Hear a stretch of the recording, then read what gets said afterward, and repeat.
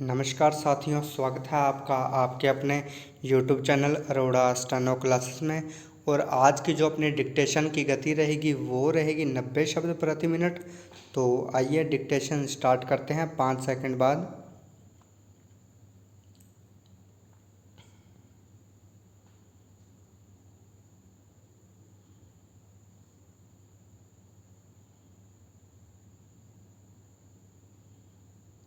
Start. पेड़ पौधे, फूल, पशु पक्षी संसार की हर भाषा की कविता में मिलते हैं और अक्सर स्वतंत्र रूप से वर्णन के विषय भी बने हैं। यह सब प्रकृति के ऐसे अंग हैं जिनसे मनुष्य का साहचर्य बहुत पुराना है। प्रकृति के जड़ और चेतन दोनों अंगों से मनुष्य का संघर्ष आदि काल से चला आ रहा है। इस संघर्ष के दौरान मनुष्य ने प्रकृति के अनेक अगूढ़ रहस्यों को खोलकर, उसके नियमों को जानकर, उसके अनेक अंगों को विजित कर प्रकृति पर अपना काबू ही नहीं बढ़ाया है, बल्कि उसको अपने सामाजिक जीवन को उन्नत, समृद्ध और संश्लिष्ट बनाने में सहायक या साधन भी बनाया है।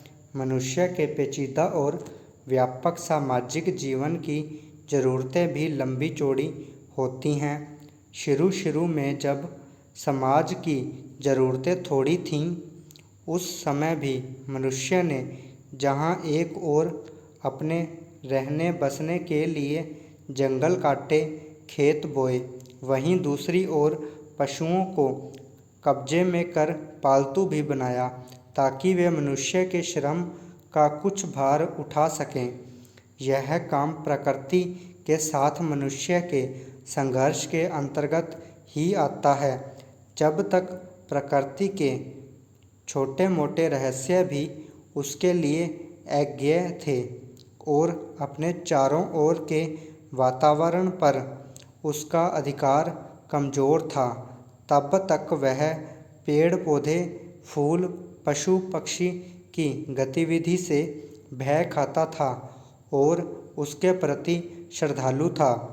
इसी कारण प्रारंभिक कविता में वृक्षों, वनों, पर्वतों और समुद्रों को उर्वरता और उत्पादन के देवताओं का निवास स्थान, अनेक पशु पक्षियों को उनका वाहन दिखाया गया है।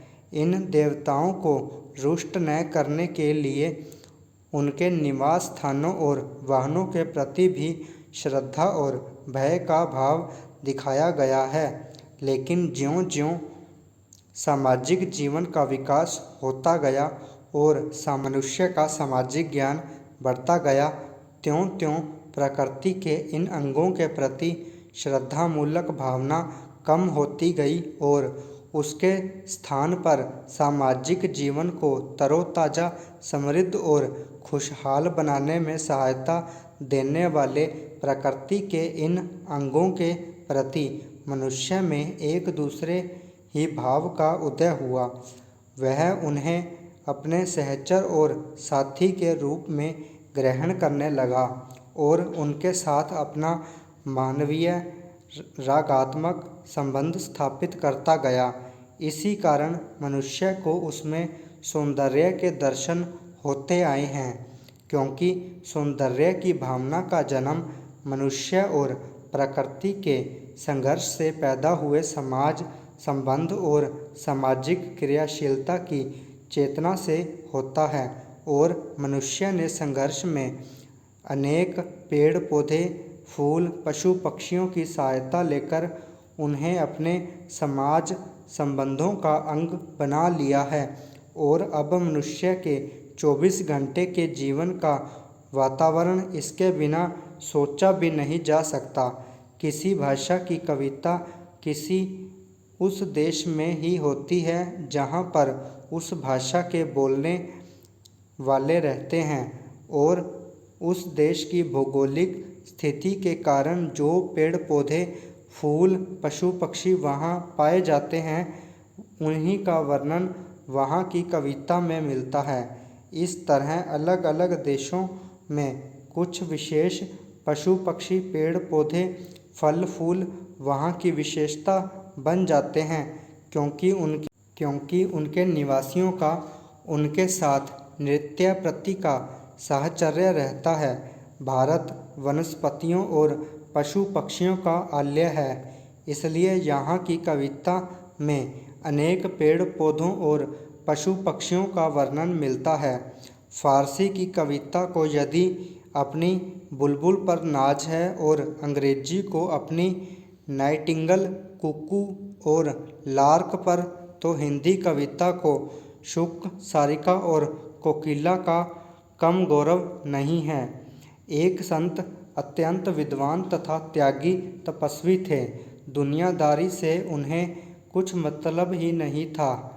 उनकी मृत्यु हुई तो उन्हें चित्रगुप्त के सामने ले जाया गया। वह अपनी त्याग तपस्या तथा भक्ति के बल पर मोक्ष चाहते थे, जबकि चित्रगुप्त ने उन्हें कुलीन कुल में जन्म लेने की व्यवस्था की थी। संत अड़ गए कि उन्हें जन्म नहीं मोक्ष चाहिए। इस मामले को धर्मराज के सामने ले जाया गया।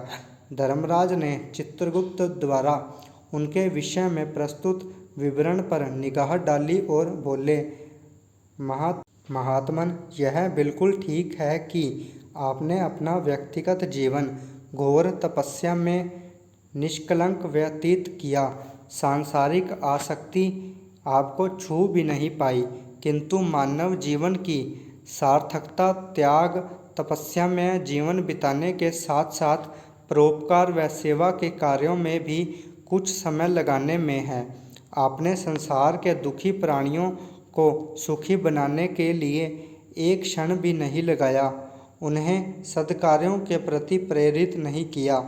इस कर्तव्यहीनता के कारण आप मोक्ष के अधिकारी नहीं हैं। संत समझ गए कि केवल अपने मोक्ष का प्रयास तो वास्तव में स्वार्थ ही कहा जाएगा। अगले जन्म में उन्होंने भक्ति के साथ साथ सेवा व परोपकार कर मोक्ष प्राप्ति का संकल्प ले लिया। स्टॉप।